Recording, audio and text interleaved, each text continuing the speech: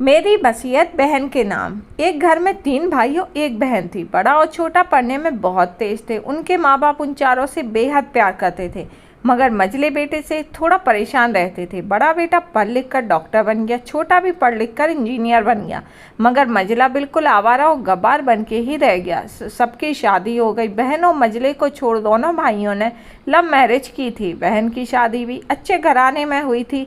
आखिर भाई सब डॉक्टर इंजीनियर जो थे। अब मंझले को कोई लड़की नहीं मिल रही थी। बाप भी परेशान, माँ भी।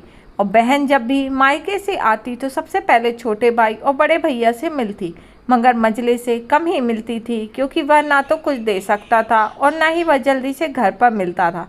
वैसे वह दिहाड़ी मजदूरी करता था, पढ़ नहीं सका तो नौकरी कौन देता।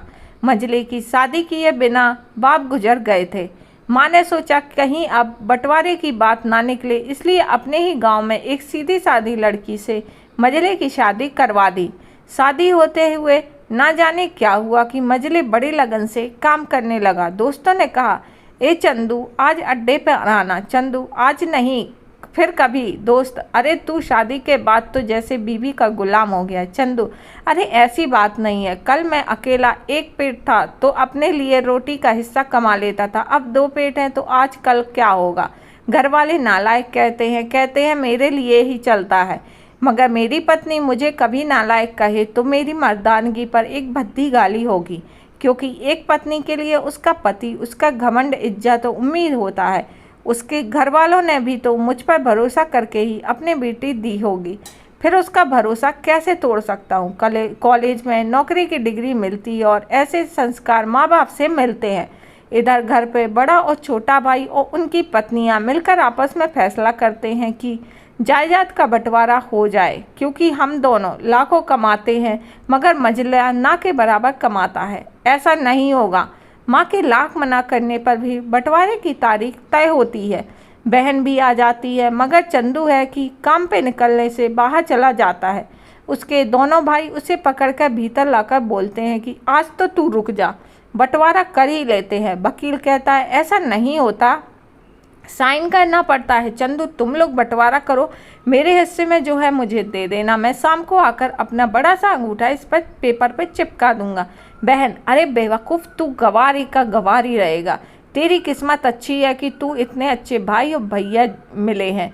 माँ, अरे चंदू आज रुक जा, बंटवारे के दिन 10 बिद्या जमीन के दोनों भाई 5-5 लाख रख लेते हैं और चंदू को पुश्तैनी घर छोड़ देते हैं। तभी चंदू जोर से चिल्लाता है, अरे फिर हमारी छुटकी का हिस्सा कौन सा है। दोनों भाई हंसकर बोलते हैं, अरे मूर्ख, बंटवारा भाइयों में होता है, बहनों के हिस्से में सिर्फ उनका मायका ही रहता है। चंदू, ओ शायद पढ़ा और लिखा होना भी मधुरता ही है। ठीक है, आप दोनों ऐसा ही करो, मेरे हिस्से की वसीयत मेरी बहन छुटकी के नाम कर दो।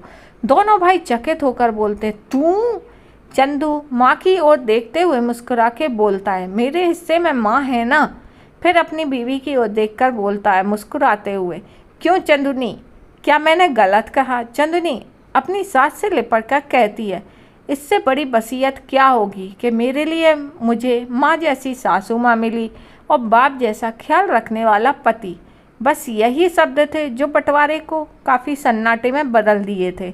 बहन दौड़कर अपने गवार भैया के गले लगकर रोते हुए कहती है कि माफ़ कर दो भैया मुझे, क्योंकि मैं समझ ना सकी आपको। चंदू, इस घर में तेरा भी उतना ही अधिकार है जितना हम सभी का। बहुओं को जलाने की हिम्मत किसी में नहीं, मगर फिर भी जलाई जाती हैं, क्योंकि शादी के बाद हर भाई हर बाप उसे पराया समझने लगते हैं। मगर मेरे लिए तुम बहुत अजीज हो, चाहे पास रहो या दूर। माँ का चुनाव इसलिए किया ताकि तुम सब हमेशा मुझे याद आओ, क्योंकि ये वही कोख है जहाँ से हम सब ने साथ साथ 9 महीने गुजारे हैं। माँ के साथ तुम्हारी यादों को भी मैं यहीं रख रहा हूँ। दोनों भाई दौड़कर मंझले के गले मिल लिपटकर रोते हुए कहते हैं, आज तो तू सचमुच बावल लग रहा है। अपनी पलकों से पानी ही पानी बिखर गया। सब एक साथ फिर से रहने लगते हैं।